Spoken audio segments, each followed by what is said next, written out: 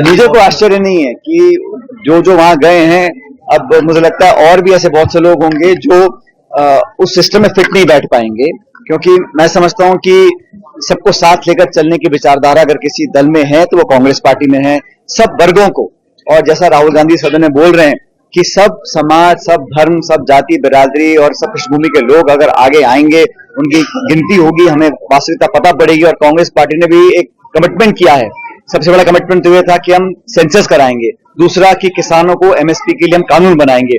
दोनों बातों को केंद्र की सरकार ने नकार दिया है और इसका उनको खामियाजा उठाना पड़ेगा। तो पब्लिक की डिमांड है कि किसान को आप एमएसपी पे एक कानून बना के उनको सुनिश्चित करें ताकि उचित मूल्य उनको मिले। और मुझे बड़ा खेद है जिस प्रकार के वक्तव्य कल सदन में दिए गए, विपक्ष के नेताओं के द्वारा राहुल गांधी जी को टारगेट किया गया। जाति, धर्म, समाज की बात करना संसदीय प्रणाली में शोभा नहीं देता। और ये कहीं ना कहीं जो इनको जनादेश नहीं मिला, एक माइनॉरिटी सरकार है, एक मिलीजुली सरकार है, उसका उनको पीड़ा भी है। जो उत्तर प्रदेश में, राजस्थान में, हरियाणा में, पंजाब में, महाराष्ट्र में जो सेटबैक हुआ है बीजेपी को, उसको पचा नहीं पा रहे हैं, इसलिए राहुल गांधी जी को टारगेट कर रहे हैं। और कल जो अनुराग ठाकुर जी ने बोला, जिस प्रकार के शब्दों का प्रयोग किया सदन के अंदर, और उनका संकेत राहुल गांधी की तरफ था, वो निंदनीय है। और इस प्रकार की भाषा का प्रयोग मैं समझता हूँ किसी को नहीं करना चाहिए, खासकर वो लोग जो संसद में बैठे हैं। खिलाड़ी राम अग्रवाल जी से लोगों की वापसी हो जाएगी कांग्रेस? हमारे यहाँ कमेटी बनी हुई है और किसको क्या जिम्मेदारी देनी है, अनुशासन की कमेटी है और सब नेताओं से बात कर पार्टी का निर्णय होगा किसको कहां पे स्थान देना है। लेकिन मैं मोटे रूप से कहना चाहता हूं कि भारतीय जनता पार्टी ने पिछले 10 साल से सरकार केंद्र में चलाई है और अब यहाँ पर राजस्थान में सरकार बनी 8 महीने में। हर तरफ आप देख लीजिए, जो उदयपुर में घटनाक्रम हुआ वो कहीं ना कहीं चूक थी सरकार की। और जब विपक्ष में थे तो आप लॉ एंड ऑर्डर को, महिला उत्पीड़न हो, बच्चों के साथ अन्याय की बात हो, लूटपाट की घटनाएं हो और अराजकता जो लगातार फैल रही है, इसको कंट्रोल करने में सरकार नाकामयाब इसलिए है क्योंकि मल्टीपल पावर सेंटर्स हैं। वहां पता नहीं कि एक्चुअली में सरकार चला कौन रहा है। सब निर्देश दिल्ली से आते हैं और कहीं ना कहीं ये अफसरशाही हावी हो रही है सरकार के ऊपर, ऐसे आम जनता की धारणा बन चुकी है। राजनीति में अच्छे शब्दों की आप बात करते रहे हैं कि राजनीतिक स्थिरता बनती है, लेकिन शांति धारीवाल जी के वक्तव्य को लेकर उस प्रकरण का संज्ञान स्पीकर साहब ने लिया और उस पर जो धारीवाल जी को माफी मांगती उन्होंने माफी मांग ली और उनको जो रूलिंग देनी थी स्पीकर साहब ने दे दी है। लेकिन मैं इस बात पर बिल्कुल आज भी कायम हूं, कोई व्यक्ति हो, किसी दल का हो, किसी पार्टी का हो, लेकिन अशोभनीय भाषा, शब्दावली का चयन बहुत महत्वपूर्ण है पब्लिक लाइफ के अंदर और सबको इसका संज्ञान लेना चाहिए। बार बार गलती करते हैं, धारीवाल जी बार बार गलती करते हैं। अब गलती की तो माफी मांग लिया, बात खत्म हो गई। लेकिन हाँ, ये इन चीजों से बचा जाना चाहिए क्योंकि इससे जो नई पीढ़ी है उस पे एक अच्छा प्रभाव नहीं पड़ता। 5 सीटों पर चुनाव है, पांचों सीटें कांग्रेस पार्टी जीतने जा रही है क्योंकि जो परिणाम आए राजस्थान में वो बीजेपी को बैकफुट पर हम लोग लेकर आए, हम और हमारे सहयोगी दलों ने ऐसा करके दिखाया और 5 सीटों पर बीजेपी हारेगी, मुझे पूरा विश्वास है। युवाओं की आवाज उठाते हैं, 5 सीटों पर क्या युवा उम्मीदवार होंगे? जो जीतने वाला होगा उसको टिकट दिया जाएगा, सबसे चर्चा करी जाएगी, किसी एक व्यक्ति की बात नहीं है। दल निर्णय करता है किसको चुनाव लड़ाना है। लेकिन जो आज माहौल बना हुआ है, जो बेरुखी जनता में हो गई है सिर्फ मात्र 7-8 महीने में भाजपा सरकार से, उसको देखते हुए मुझे लगता है कि अच्छे बहुमत के साथ 5 सीटों पर बीजेपी हारेगी, हम लोग जीतेंगे।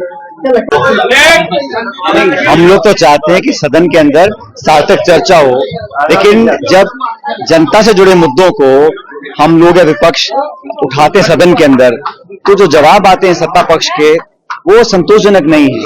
आज पूरे प्रदेश में त्राही है बिजली पानी की और उसका संतोषजनक जवाब कोई मंत्री दे नहीं रहा।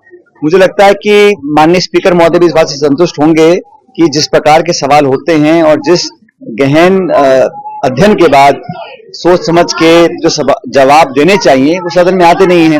चर्चा भी होती है तो जब आपने भाषण सुने हैं वो लिपापोती हो रही है। और जब डिमांड फॉर ग्रांट्स पर चर्चा हुई थी, सब लोगों ने अपनी बात रखी, मुख्यमंत्री ने लंबा भाषण दिया, लेकिन जो प्रदेश में 8 महीने में माहौल बन गया है वहां पर हम देख रहे हैं।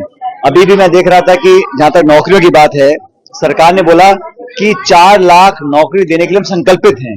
अब संकल्प लेने से कुछ नहीं होगा, आपको तो नोटिफिकेशन जारी करना पड़ेगा और बच्चों को, लोगों को नौकरी देनी पड़ेगी। तो पुरानी सरकार की जो नौकरियां थी उनको अपना बता के कर रहे हैं।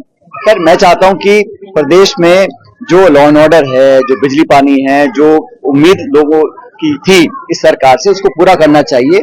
हम एक सकारात्मक विपक्ष का रोल निभा रहे हैं और अपनी बात मजबूती से रख रहे हैं, और हमारा काम भी है, विपक्ष का काम होता है कि सदन के अंदर सरकार की जवाबदेही तय करना, सवाल पूछना हमारा अधिकार है, और ये सरकार की जिम्मेदारी है कि संतोषजनक जवाब दिया जाए ताकि जनप्रतिनिधि संतुष्ट हों और पब्लिक में मैसेज जाए कि सरकार काम कर रही है। इस देश में मैं हमेशा भी कहता हूं, पहले भी मैंने कहीं कहा जयपुर में परसों, कि नौजवान इस देश का भविष्य नहीं है, वर्तमान है, और नौजवान पीढ़ी को अच्छे संस्कार, अच्छी शिक्षा, अपने पृष्ठभूमि की पहचान और अपना गर्व होना चाहिए, और इस देश में उन शक्तियों को ताकत मिलनी चाहिए जो लोगों को जोड़ना चाहती है।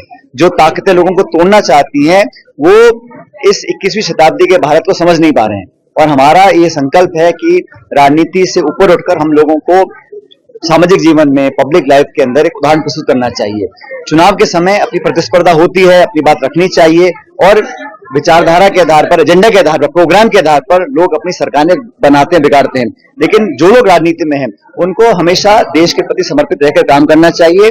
और नौजवान पीढ़ी आज बहुत जागरूक है, उत्साहित है और देश के लिए कुछ करना चाहती है। उनको संसाधन और प्लेटफॉर्म प्रोवाइड करना हम सबकी जिम्मेदारी है। बजट में आपके इलाके की अब ऐसा है, वो तो जो बजट था हम सब सुन रहे थे, लेकिन उसमें विवरण दिए नहीं गए, और वो अधिकारियों ने एक तरह से जो टाइप पहले करते थे सरकार के लिए, वही अधिकारी टाइप बजट इस बार कर रहे हैं। घोषणाओं तो बहुत सुन ली हम लोगों ने, धरातल पे क्या उतरेगा, क्या वो पैसा वो खर्च करा पाएंगे, नहीं करा पाएंगे, क्या वो संसाधन लोगों को दिला पाएंगे, नहीं दिला पाएंगे। अभी लंबी लंबी घोषणाएं बजट स्पीच में करी है दोनों ने, मुख्यमंत्री जी ने, उप मुख्यमंत्री जी ने, लेकिन धरातल पर उतरने का कोई रूपरेखा नहीं दिखी। और सबसे महत्वपूर्ण बात मैं मानता हूं, दो सरकारें हैं, केंद्र की, राज्य की, बजट दोनों के आ गए।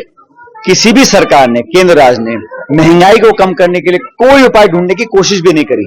इसका खेद मुझे है कि आज आम जन की कमर टूट रही है, जो मध्यम वर्ग है, गरीब तबका है, उसकी जेब पे डाका डाला जा रहा है, उसको रोकने का प्रयास भी सरकार नहीं कर रही है। तो लोग निश्चित रूप से आज बड़े परेशान है और दुखी है।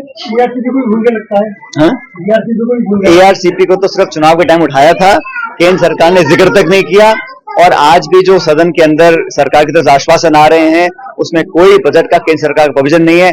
हमने कहा राष्ट्रीय परियोजना घोषित कर दीजिए, वो बिहार को दे सकते हैं, आंध्र प्रदेश को दे सकते हैं, और हमारे को झगड़ा नहीं है बिहार के, आंध्र के लोगों से, लेकिन सिर्फ दो राज्यों को सारा पैसा देकर 1 लाख करोड़ रुपया दिया है दो राज्यों को। वो जैसे राहुल गांधी जी ने कहा, ये सरकार बचाऊ बजट है, बाकी राज्यों का हित छीन के आप किसी और राज्य को दें, सिर्फ पॉलिटिकल झूठे आश्वासन देने का काम करेंगे, उसको जनता समझ रही है।